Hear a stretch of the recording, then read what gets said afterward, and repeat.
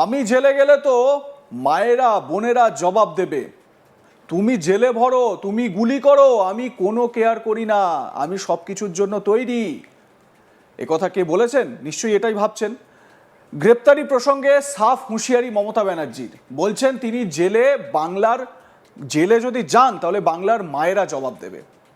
10 দিন আগে এই সিঙ্গুরের টাটার মাঠে সভা করেছিলেন প্রধানমন্ত্রী নরেন্দ্র মোদী। যদিও শিল্প নিয়ে নীরব ছিলেন প্রধানমন্ত্রী।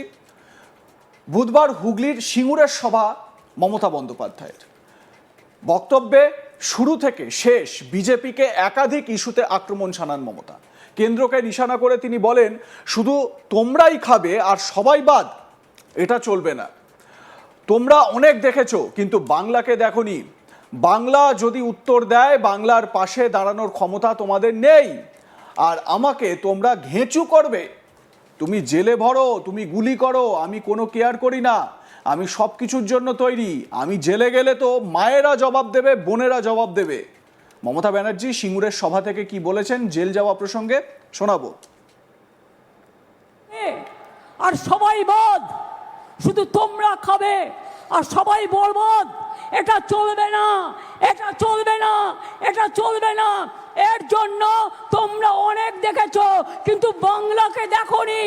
বাংলা যদি উত্তর দেয়, মনে রাখবে বাংলার পাশে দাঁড়াবার ক্ষমতা তোমাদের নেই আর পারবেও না। আর আমাকে তোমরা ঘেঁচু করবে, আমাকে তোমরা ঘেঁচু করবে। তুমি জেলে ভরো, তুমি গুলি করো, আই ডোন্ট কেয়ার, আমি সব কিছুর জন্য তৈরি। আমি জেলে গেলে তো মায়েরা জবাব দেবে, বোনেরা জবাব দেবে। এই সভামঞ্চ থেকেই ঘাটাল মাস্টার প্ল্যান প্রসঙ্গে মুখ্যমন্ত্রী বলেন, যখনই ঘাটালে বন্যা হয়েছে আমি ছুটে গেছি। ওই জল ডিভিসি থেকে আরামবাগ ভাসাতো, খানাকুল ঘাটাল ভাসাতো। আমি দিনের পর দিন গেছি। 10 বছর ধরে কেন্দ্রীয় সরকারকে চিঠি লিখেছি, কোনো উত্তর দেয়নি। তাই 1,500 কোটি টাকা দিয়ে আমরা নিজেরাই কাজ শুরু করেছি। ইতিমধ্যে 500 কোটি টাকা দেওয়া হয়েছে এবং 300 কোটির কাজ শেষ। আমি জুমলা করি না, কথা দিলে কথা রাখি। ঘাটাল মাস্টার প্ল্যান প্রসঙ্গে মমতার বক্তব্য শুনুন। যারা বাড়ির টাকা ব্যাংকে পেয়ে যাবেন, ব্যাংকের থ্রুতে সঙ্গে সঙ্গে বাড়িতে ইট পুঁততে শুরু করবেন। 32 লক্ষ করে দিলাম আরও এবছরে। বাদ বাকি যেটুকু বাকি থাকবে আগামী দিন ফেস ওয়াইজে সেটুকুও করে দেব, এটা মাথায় রাখবেন। আমি চাই না কেউ থাকুন কষ্ট করে। দুর্যোগেও যাদের বাড়ি ভেঙেছে তাদেরও করে দিয়েছি। কৃষকদের বাংলার বাড়ির প্রকল্পে দ্বিতীয় পর্যায়ে আজকে দেয়া হলো 24,180 কোটি টাকা। ঘাটাল মাস্টার প্ল্যান, দেব আমাকে বারবার বলতো, আমি ঘাটালে যখনই বন্যা হয়েছে ছুটে গেছি। ওই জল ডিবিসি থেকে এসে আরামবাগ ভাসাতো, খানাকুল ভাসাতো, ঘাটাল ভাসাতো, হাওড়া ভাসাতো। আমি দিনের পর দিন গেছি। 10 বছর ধরে কেন্দ্রীয় সরকারকে চিঠি লিখেছি, কোনো উত্তর দেয়নি। মানুষ যারা এখানে আছে, প্রদীপ দ্বারা আছে, বেচারা আছে, ওরা জানে। তাই আমরা ঠিক করেছি, নাইবা দিল কেন্দ্র টাকা, ওরা দেয় শুধু ধোকা, ওদের বানিয়ে বোকা, আমরা দিলাম টাকা। মনে রাখবেন, ঘাটাল মাস্টার প্ল্যানের জন্য 1,500 কোটি টাকা দিয়ে আমরা প্রকল্প শুরু করে দিয়েছি অলরেডি। 500 কোটি টাকা অলরেডি দেওয়া হয়েছে এবং অলরেডি 300 কোটি টাকার কাজ হয়ে গেছে। বাদ বাকি কাজ হয়ে যাবে। তাতে কেশপুর বলুন, ডেবরা বলুন, ঘাটাল বলুন, দাসপুর বলুন, পূর্ব মেদিনীপুরের 4টে জায়গা, হাওড়া হুগলির জন্য নিম্ন দামোদর অববাহিকা এলাকার প্রজেক্ট হচ্ছে। তাতে হাওড়া হুগলি বীরভূম বর্ধমানের মানুষ উপকৃত হবেন। অনেক মানুষ অনেক বড় বড় কথা বলে জানেন তো, কিন্তু কথা রাখে না। কিন্তু আমরা কথা বললে মনে রাখবেন, আমি মরে যাব সেটাও আমার কাছে ভালো, কিন্তু আমার কথার দাম, আমি যদি কথা দিই, আমি কথা রাখি 100%। যারা বাড়ির টাকা।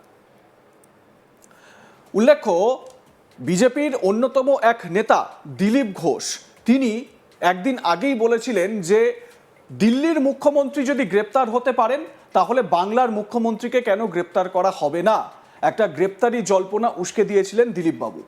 কি বলেছিলেন সেদিন দিলীপ ঘোষ সভা মঞ্চ থেকে একবার শুনে নেওয়া যাক। ভোটার লিস্টে নির্বাচনে বার করছে লক্ষ লক্ষ নাম। আমি বললাম বাপ 50 তো ছেলে 45। কমপ্লেন হয়েছে যে ভাই কাগজ নিয়ে এসে ওটা তোমার বাপ কি তোমার চাচা দেখা যায়। আচ্ছা তখনই গন্ডগোল, না চিঠি দেওয়া চলবে না, বলবে না। ওদের এমপি সেও ফর্মটা ঠিক মতো ফিল আপ করেনি, তাকে চিঠি দিয়ে লিখেছে যে তোমার তথ্য কোথায়, তোমার নাম তো 2006 সালে ছিল না, 2002 সালে তো নাম তোমার পুরোপুরি দাও, সেটা দেবেন না, সেখানে চোখ দেখানো হবে। আমাদের এমপি কে ডেকেছে, সে কোন হরিদাস পাল, তাকে ডাকবে না, লাটের মাঠ হয়েছে, ডাকবে না, সবার জন্য আইন এক আছে। মুখ্যমন্ত্রী জেলে যেতে পারে, দিল্লির মুখ্যমন্ত্রী, মহারাষ্ট্রের মুখ্যমন্ত্রী, বিহারের, ঝাড়খণ্ডের, বাংলার মুখ্যমন্ত্রী যাবে না? কি যাওয়া উচিত কিনা? তো স্বাভাবিকভাবে এই প্রসঙ্গেই রাজ্যের মুখ্যমন্ত্রী মমতা বন্দ্যোপাধ্যায়কে কেন গ্রেপ্তার করা হবে না, বিজেপি নেতাদের তরফ থেকে এই রকম মন্তব্য করা হচ্ছে। তো এই প্রসঙ্গে যখন মমতা বন্দ্যোপাধ্যায় সিঙ্গুরের মাটিতে নিজের বক্তব্য রাখতে রাখতে তখন বলেন যে আমাকে যদি জেলে ভরো তাহলে আমার মায়েরা বোনেরা তারা এগিয়ে আসবে। কি বলেছেন মমতা ব্যানার্জি এই জেলে যাওয়া প্রসঙ্গে বা গ্রেপ্তারি প্রসঙ্গে আরো একবার শুনে নিন। শুধু তোমরা খাবে আর সবাই বদ, শুধু তোমরা খাবে আর সবাই বরবাদ। এটা চলবে না, এটা চলবে না, এটা চলবে না। এর জন্য তোমরা অনেক দেখেছো কিন্তু বাংলাকে দেখোনি। বাংলা যদি উত্তর দেয় মনে রাখবে বাংলার পাশে দাঁড়াবার ক্ষমতা তোমাদের নেই আর পারবেও না। আর আমাকে তোমরা ঘেচু করবে, আমাকে তোমরা ঘেচু করবে। তুমি জেলে ভরো, তুমি গুলি করো, আই ডোন্ট কেয়ার, আমি সব কিছুর জন্য তৈরি। আমি জেলে গেলে তো মায়েরা জবাব দেবে, বোনেরা জবাব দেবে। শুনলেন তো মমতা ব্যানার্জি একেবারে রণংদেহী মেজাজে।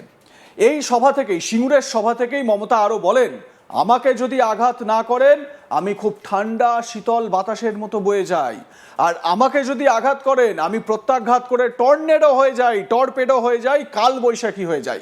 এসআইআর এর নামে চক্রান্ত করে নাম কাটছে, সাবধান হয়ে যান, বাংলার মানুষই বাংলা দখল করবে, বাইরের লোকেরা নয়। কি বলেছেন মমতা শুনুন। আমাকে যদি আঘাত না করেন আমি খুব ঠান্ডা শীতল বাতাসের মতো বয়ে যাই, আর আমাকে যদি আঘাত করেন আমি প্রত্যাঘাত করে আমি টর্নেডো হয়ে যাই, আমি টর্পেডো হয়ে যাই, আমি তুফান হয়ে যাই, আমি ঝড় হয়ে যাই, আমি কাল বৈশাখী হয়ে যাই। আমাকে রোকার সাধ্য আপনাদের নেই। এসআইআর এর নামে চক্রান্ত করে নাম কাটছেন কেন? মানুষের প্রতি বিশ্বাস নেই? বিশ্বাস করুন মানুষকে, ইলেকশন কমিশন ঠিক করে দেবে 2 কোটি মানুষের নাম কেটে কে ভোটার আর কে ভোটার নয়, না মানুষ ঠিক করবে। লাইক কমেন্ট শেয়ার করতে ভুলবেন না। দেখতে থাকুন আজ তাক বাংলা। সাবস্ক্রাইব করুন আমাদের ইউটিউব চ্যানেলটি, বেল আইকন প্রেস করুন নোটিফিকেশন পেতে।